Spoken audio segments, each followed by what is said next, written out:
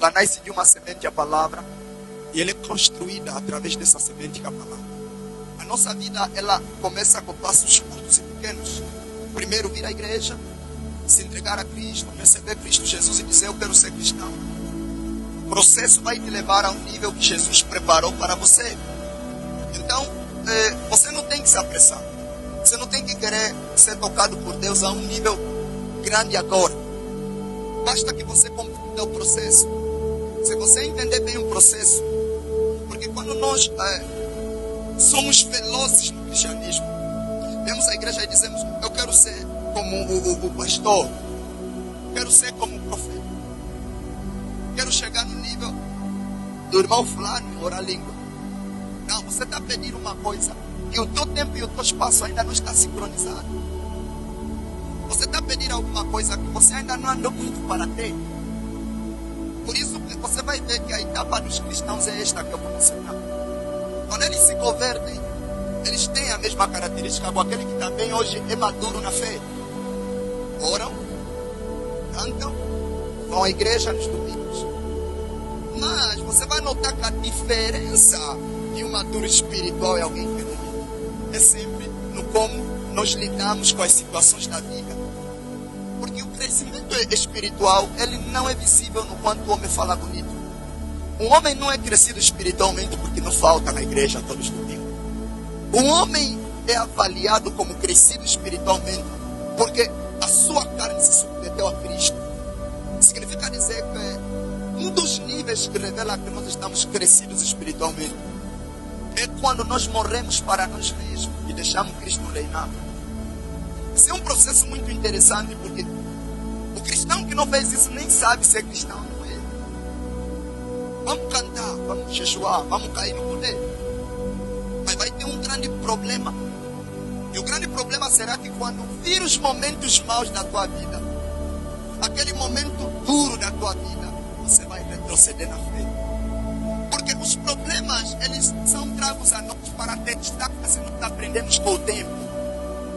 Você pode aprender muito. O profeta pode te ensinar muito. O tempo é que vai meter em prova aquilo que você aprendeu. O tempo é que vai dizer: agora me mostra o que aprendeste na escola da espiritualidade. Você tem aprendido que Davi enfrentou Golias. Cadê? Esse é o teu Golias que estás a passar. Mostre se você pode passar esse Golias.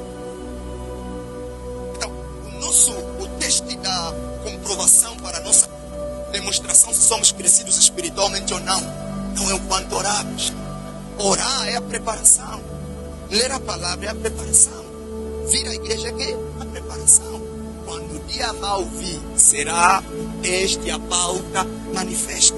Saberemos agora se você cresceu ou não cresceu. Por exemplo, de acordo com o tempo, você irá amadurecer muito. Existem certas palavras que já não deveriam te afetar como te afetam ainda. Existem certos olhares que não deveriam te afetar como te afetam agora. Você deveria já mandar isso pastar há muito tempo. Se até agora isso permanece em seu caráter, é porque você ainda não soltou. É porque você ainda não saiu do lugar onde estava. Porque para sabermos se você é crescido espiritualmente, é o quanto você ora, é o quanto você obedece e o quanto você se submete à vontade de quem? É Deus. Quando você diz: Pai, não seja o que eu quero, mas seja o que tu queres. E isto está dentro dos princípios de domínios espirituais. Porque quando Deus fez o homem, fala: Deus fez o homem. Deus fez o homem à sua imagem, a sua imagem, a sua. Quando Deus disse: façamos o homem conforme a nossa imagem, segundo a nossa semelhança, agora ele começou posteriormente a dar sentença. Quando falamos sentença, consequência de criar o homem segundo a imagem dele. Não criaria o homem segundo a imagem dele sem dar um versículo posterior que diga. Poderia a Bíblia dizer: façamos o homem segundo a nossa imagem, segundo a nossa semelhança, e parar ali. Nós não saberíamos se a Bíblia vai querer falar de como. Se é uma imagem na aparência física, significa que meu nariz é igual de Deus, minha cor é igual de Deus, ou está querer falar de uma imagem na forma de operação, ou de uma semelhança na forma de operação. O versículo posterior nos tira a dúvida, porque o versículo anterior está a dizer: vamos fazer o homem conforme a nossa imagem, a nossa semelhança. O versículo posterior está a dizer: e domine. Fala: e domine. Porque a primeira característica que prova que Deus é o domínio que tem sobre nós. Significa que se a Bíblia está dizendo que nós somos a imagem de Deus, nós não podemos ser a imagem de Deus e sermos fracos contra os males da vida.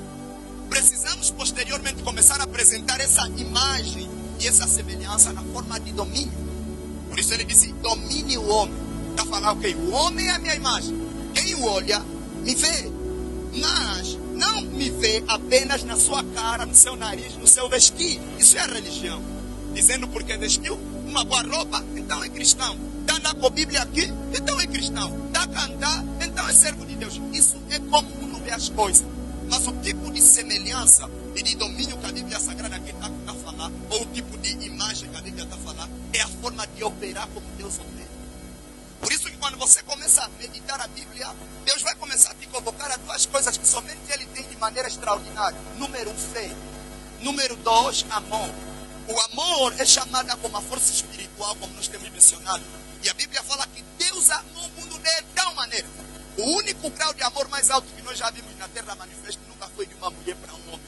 Sempre foi de um homem, o Yeshua, Jesus, para nós. Tanto para mulheres, para como homens. Significa dizer que Ele está nos convocar a dizer, tenha um tipo de amor de Deus. Agape, amor incondicional. Não te amo porque você ri comigo. Não te amo porque você me dá comida. Não te amo porque você veste bem. Te amo unicamente porque você é um ser e porque você tem a sua expressão como pessoa. Eu te amo a partir daí. É o tipo de amor de Deus. Segundo, a fé do tipo de Deus. Essa fé do tipo de Deus, ela é considerada na Bíblia Sagrada um tipo de fé no nível mais alto. Aonde o homem não está fazendo nada com o corpo, só fala. O tipo de fé que nós temos baseia nas ações para acreditar se tem crença ou não. Temos dito um versículo que temos usado muito mal. Quando a Bíblia Sagrada fala que sem fé é impossível agradar a Deus. Há outro versículo que fala que fé sem obra é morta.